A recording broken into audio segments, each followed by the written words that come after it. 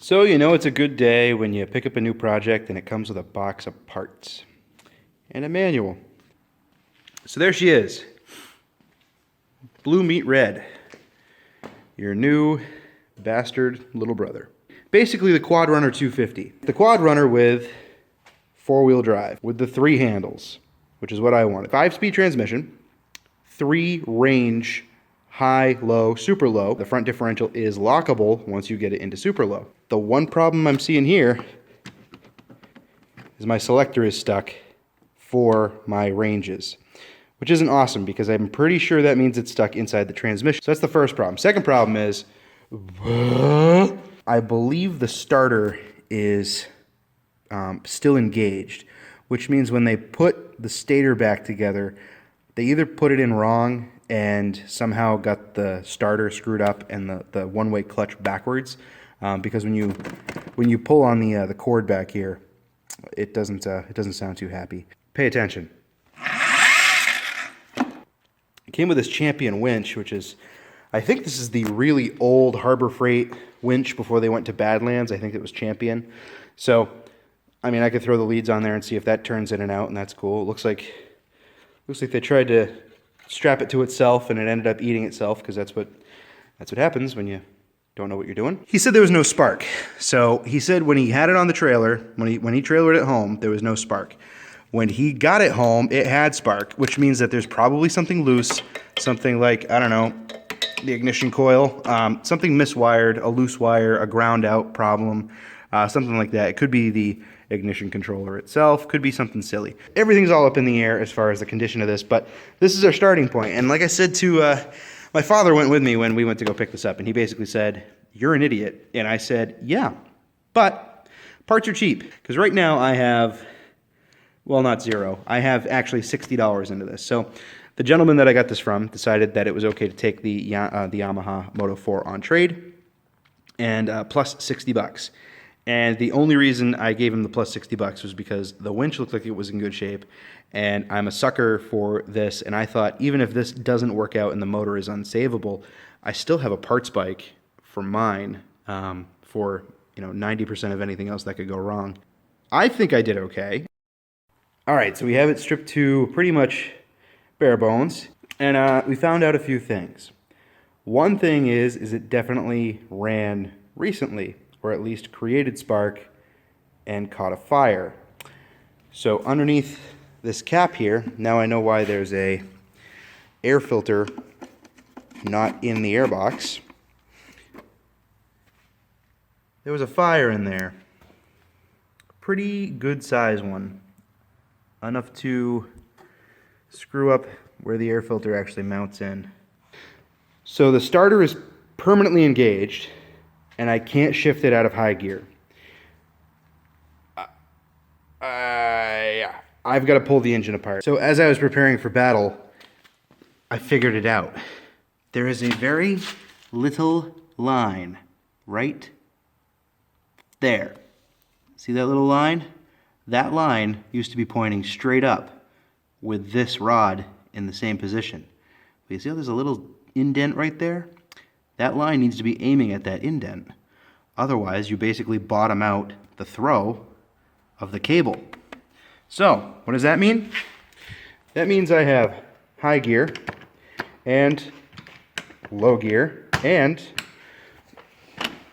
I have super low gear, which means I can now go into four-wheel drive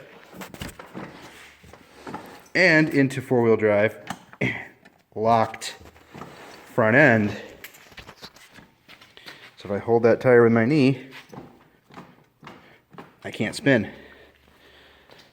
I fixed the transmission.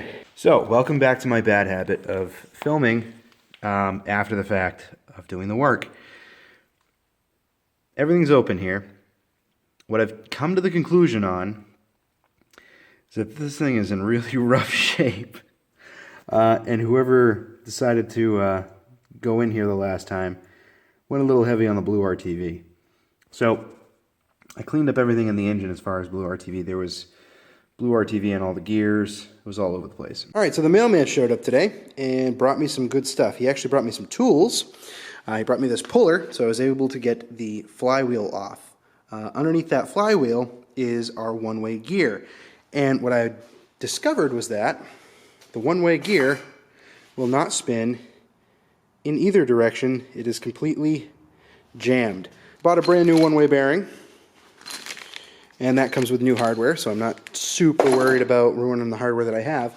But I've got to massage this sprocket out of that one-way bearing somehow. I feel like I could be making it worse. It's really hard to tell. Let me try going the other way. Hey! Got it out. So this is how it's supposed to work. It's supposed to spin one direction and then stop and not be able to go in the other direction. One problem fixed. We can put this back together.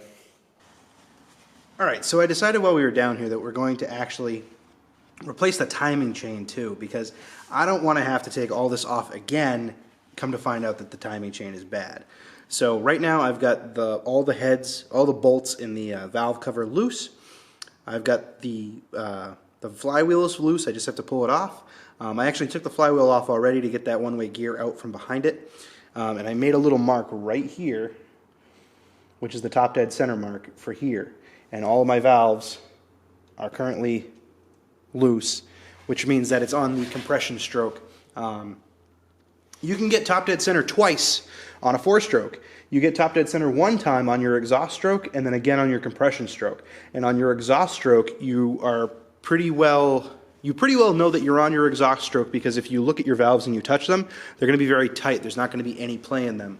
So if you spin it another 360 degrees around, you should have play in them, and that's when you know that you're at top dead center.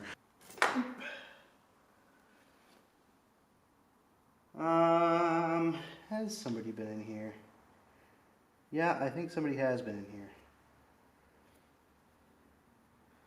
There was shmoo down here on the bearing surface. A little bit of a gasket maker. But I mean, that could have been from the factory. So you see there's a little square right there. And then there's a line and a line. Those lines are supposed to line up with the face of the head. And that little square is to let you know that that's the top. There we go. There we go. Boop. Well, that's what it sounds like when you drop a camshaft on the ground. But luckily, looks like there's 0 damage. But it doesn't look like it ever got hot. I mean, there's a couple little lines there on this guy, but it doesn't look too bad. There's a reason I'm not moving the camera so you can see what I'm doing, because you would be ashamed of me. I'm ashamed of myself. I have to pull this lower guide out, and I have to look into how to do that. I'll be right back. Alright, so yet again we jumped ahead. And speaking of head, I took off the head. So if you look in here, you can still see some pretty decent hash marks from when this was assembled at the factory, or somebody did a rebuild on it. I can't really tell right now if this was rebuilt or not, but the piston is super clean. I just washed it off with acetone. I didn't even scrub it, and it came out really, really clean. As you can see, I put the original gasket back in with a little bit of gasket sealant. There's a little bit of schmutz around the edge there from some oil that got in there. I did put the new cam chain in. So the engine went back together pretty well. I didn't get a chance to do the valves yet, but we're going to do that next. Of course, now I'm going to have to take the pull starter off again. So it is what it is. But we'll pull that back off and check the valves. On a good note, though, my adapter for my compression tester finally came in. So I was able to hook up my 12mm adapter and run it over, and I've got about 160 psi in that cylinder, which means the top end's very healthy. So that's great. So we're gonna just keep moving. Next up, I'm gonna do the valves, bolt the engine back in 100%, and we're gonna go pick up a new battery. I started to take the gas tank out, and as I was taking the gas tank out, I noticed a big mouse nest up here and a lot of chewed wires. And these wires go directly to the stator. All right, so that should give you a better look at what we're doing here. It looks like Mr. Mouse actually ate about 1.5 inches of wire completely out of this third leg of the stator wiring. Started to nibble on that one. Got through this one all the way. Got through this one all the way. And got through this one all the way. So there we go, all repaired. Yes, I may only have black wire, but at least I used the right color heat shrink. I also tested the CDI box. I believe the CDI box is bad. I think that's why we're not getting spark. If you look at the diode test that I had done, it appears that there's only 2 diodes active in there, and they only work in one direction. So they're supposed to only work in one direction, but I think the numbers are supposed to be a lot closer than what they are, because there's a lot more resistance on the positive side than there is on the negative side. So that's something to take into account. It's cheap enough, I'm just going to get another CDI box. Unfortunately, it's too much of a pain in the butt to tear apart the Together quad to get these parts, so I'm just going to run with it, get new parts, and if they're wrong or if they don't work or if it doesn't solve the problem, it was only 50 bucks, and at least I have spares for if that one ever fails. So it looks like we're going to be waiting another week for some more parts. Alright guys, so some parts arrived, and as you can see, we've done some stuff. Where to begin? So I got it started, and it runs very, very well at idle. However, when you go to transition from idle to about a quarter throttle, it dies. It doesn't die, but it doesn't allow it to rev any higher.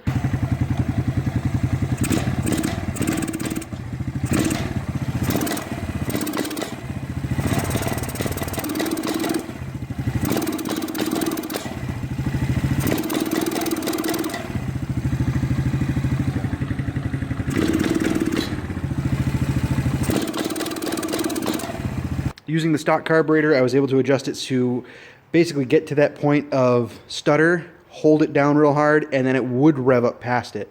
I tried both CDI units that I have, and the Caltric CDI tends to work a little bit better. However, I took the stock one and the Caltric one and tried them on the King Quad, and both of them rev up fine. So I don't feel like that's the problem.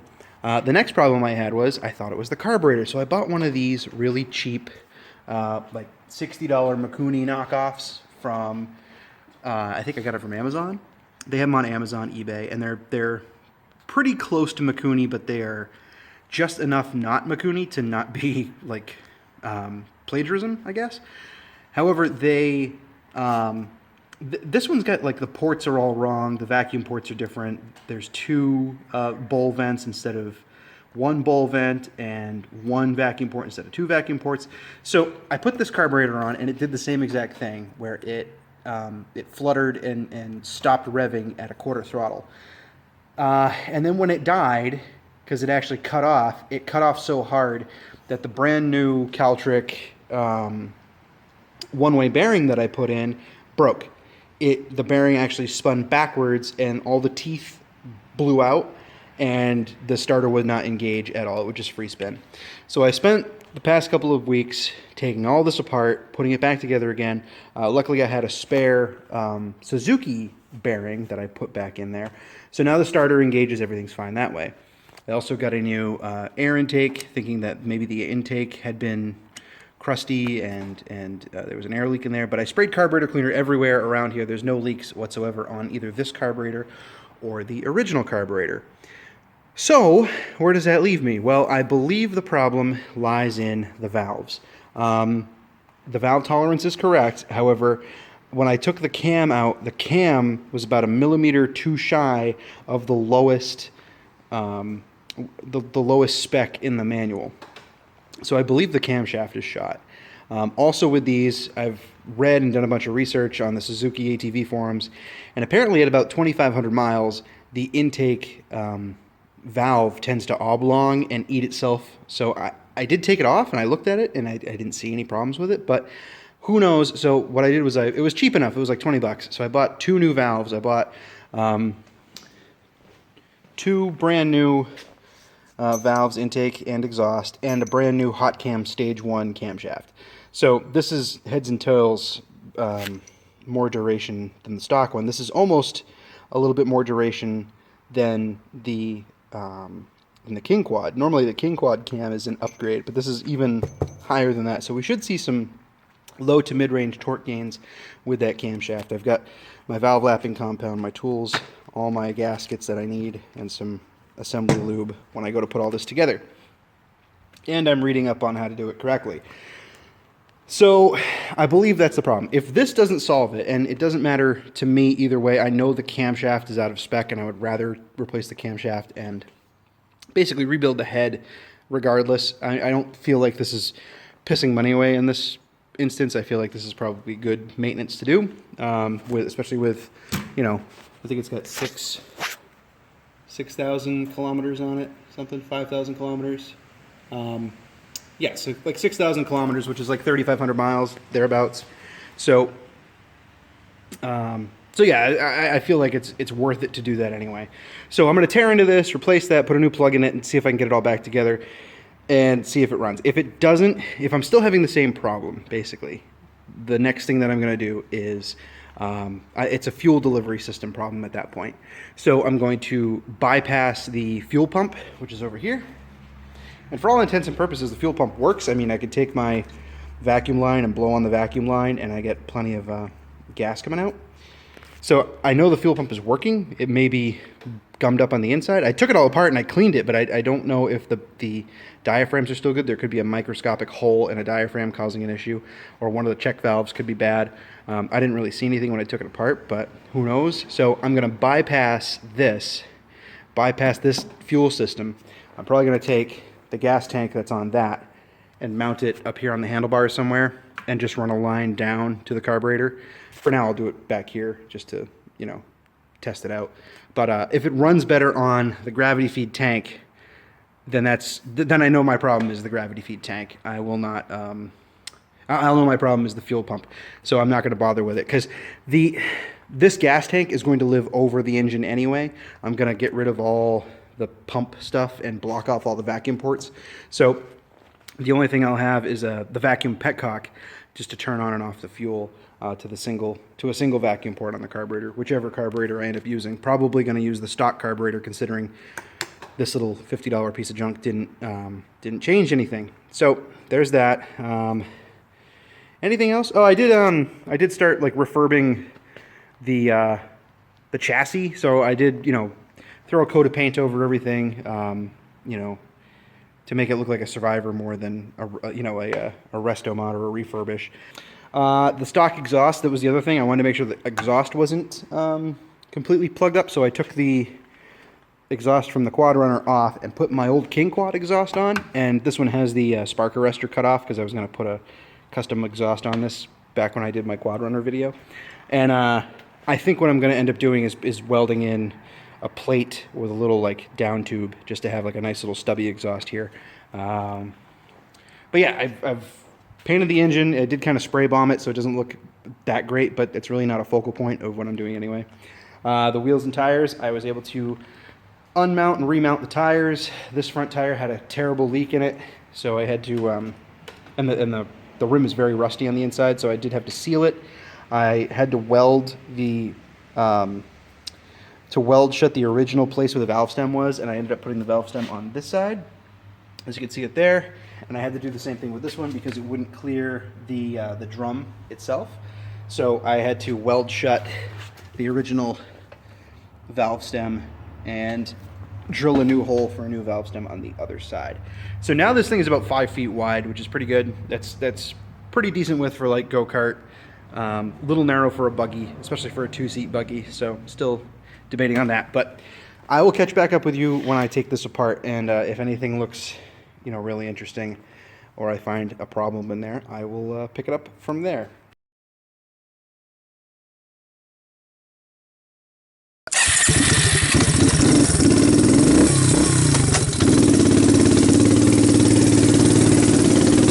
There's absolutely no power, full throttle, and then it transitions, that needle picks up, and then it gets all the power you need.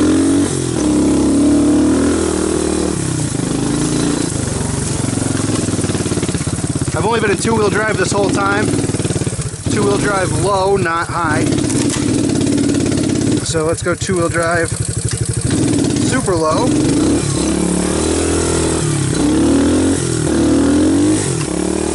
Also put it in four-wheel drive with no diff lock. I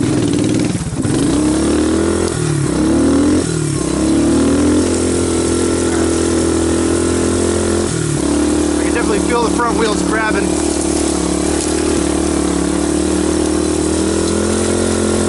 Turns a lot sharper in four-wheel drive. The steering likes to fight you a little bit. Little bump steer.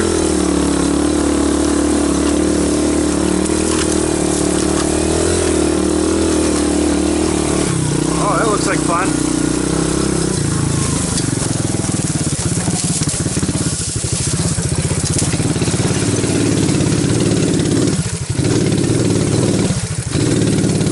Oh, come on.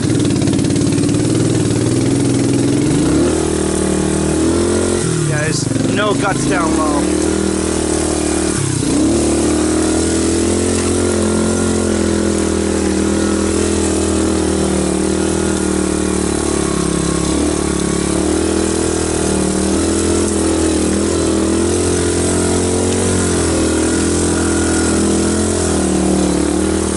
Alright, I think I'm going to back out of here before I get too deep in trouble. Down to super low, we'll just go back into regular low.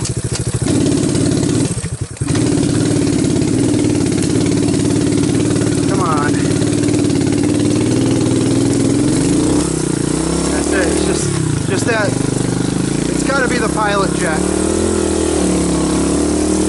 I'm going to take it out of four-wheel drive.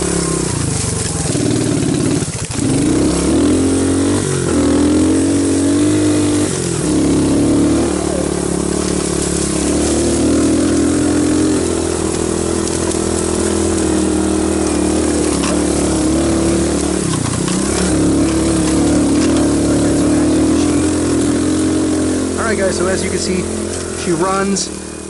She doesn't run great. She doesn't transition off of idle very well. That's that bogging. That's still at that quarter throttle. I think what happened was I was able to move the needle all the way up into the highest position, or excuse me, the clip to the highest position. The needle is now in the lowest position. So the needle is almost touching the jet. So there's either a problem with the emulsion tube, the jet sizing, the needle sizing. So I'm going to fiddle around with the idle circuit jet, or the pilot jet, as well as the main jet, and see if that's the problem. The plug is all black and sooty if you let it idle, so it's definitely too rich down at idle. But, I mean, everything works. Everything. It's pretty much unstoppable. It's pretty hard to believe that this piece of junk will crawl over anything in these woods right now. But yeah, it's pretty phenomenal. So I'm going to go put it back on the trailer, take it home, pack it away for a little bit, and then we're going to start working on figuring out what's up with that carburetor situation. And then once we figure that out and it's hammered out and it's running perfect, we're going to chop this thing in half. That is still the plan. That is still... Just riding it around like this today, it's really making me feel like this is definitely the way I want to go with this. It has plenty of power. It gets up and goes when you bang it through the gears. The transmission is exactly the sequential way I like it, where it's like you can pull it back and hold it in gear, and it's like giving it a false neutral, so you can dump it again into the next gear. I think it's going to be awesome. So next up, we're going to get that 100% running right, and then we are going to chop it in half and start elongating this frame and making it a four-wheel drive quad buggy. So guys, thank you very much for watching. Thanks for subscribing. We will catch you on the next one. Peace.